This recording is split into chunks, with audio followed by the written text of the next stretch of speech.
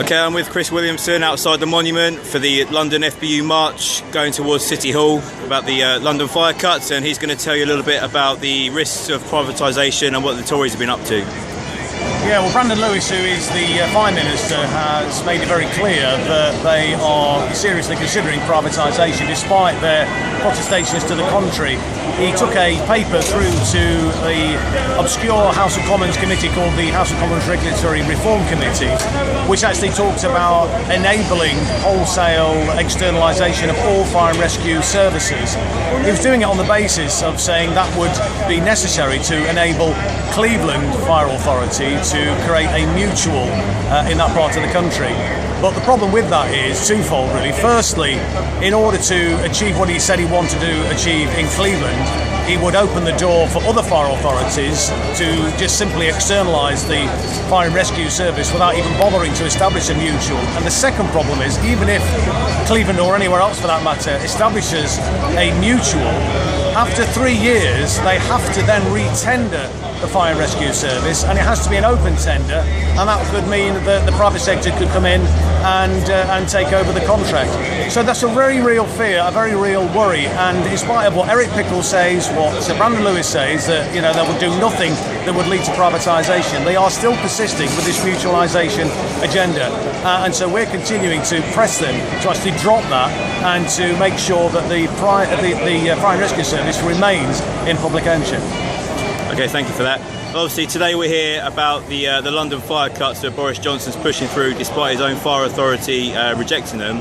Obviously Eric Pickles recently said at the LGA conference that 3 parties have accepted that public spending needs to be brought under control, which raises the question, how would Labour be different to the Tories with regards to the cuts agenda that's being pushed through the fire service? It's about priorities, isn't it? I mean, I think we're going to inherit a very difficult set of figures when we hopefully win the next general election. But what we've said is that we'll make different choices, we'll have different priorities. And as far as I'm concerned, the blue light services, particularly the fire and rescue service that I'm responsible for as a shadow fire minister, should be prioritised. At the end of the day, this is about saving people's lives.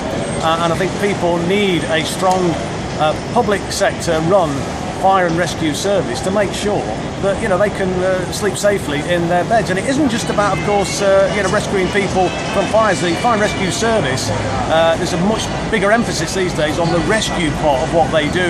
The increased flooding incidents, for example, is an area that obviously needs to be supported. So what we would say is we would have different priorities. We would prioritise the fire and rescue service, and we'd also invest in the economy to generate the tax revenue which can then be invested in public services, so we don't have to go through this totally counterproductive austerity programme which failed in the 1930s and is failing today. Yes. Well, it's a very valid point there you made about water rescue flooding incidents.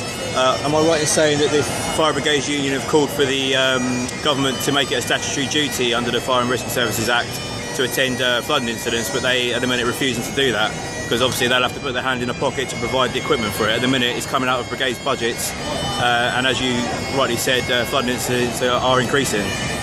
They are increasing, and with climate change we're going to see more of that, and I support a statutory responsibility. This is something that we are looking at now in the Labour Party as we go forward developing our policy prospectus for the Fire and Rescue Service after the next general election. I do think it does make sense, but we're in discussions with colleagues about that, and the Labour government, previous Labour government, did inject a big slug of money into the Fire and Rescue Service around the country to fund a lot of flood rescue assets to bring the fire and rescue service in the country up to speed. But the problem is that investment went in several years ago, and unless that's renewed, then those assets that were purchased at that time will start to fall into disrepair, and without the resources and without the statutory responsibility, it's unlikely that they will be replaced. So that's a very real pressure, and we need to look at that, and that's why we're going through this process, this policy review at the moment, to look at not just the flood rescue responsibilities, but the whole range of other activities that the Fire and Rescue Service is responsible for and could be responsible for. I think there's other areas that firefighters could usefully be engaged in actually, utilising their expertise and their skills, and the fact that they have this, what I call the Heineken effect. They can reach parts that other statutory agencies can't. And so the work that's done with, with young people, the work that's done with older citizens is really important. I think it's, really key that we to look to roll out that type of activity across the country. Okay, and just finally, it'd be remiss of me not to mention it, seeing as it's a very key issue for firefighters at the minute. The government Public Sector Pensions Act being pushed through.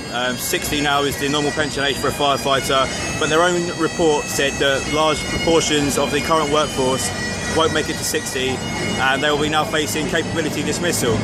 Brandon Lewis has said that that's an issue for local authorities and that the government won't take any responsibility for it.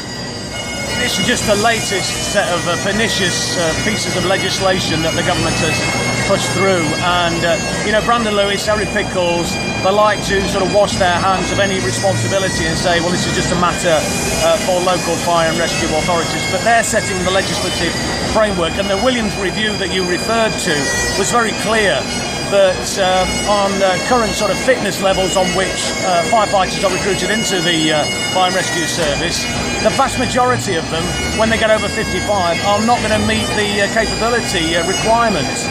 And I've urged Brandon Lewis and urge him again to get round the negotiating table, to negotiate in good faith, because as far as I'm concerned, they've been negotiating in bad faith with the FBU. The FBU has been prepared to negotiate. They've put forward compromise proposals on the table, and I would urge Brandon Lewis to take them up and move forward, because the last thing this country needs is a full-scale firefighter strike. But I fear that Brandon Lewis is pushing the FBU in that direction.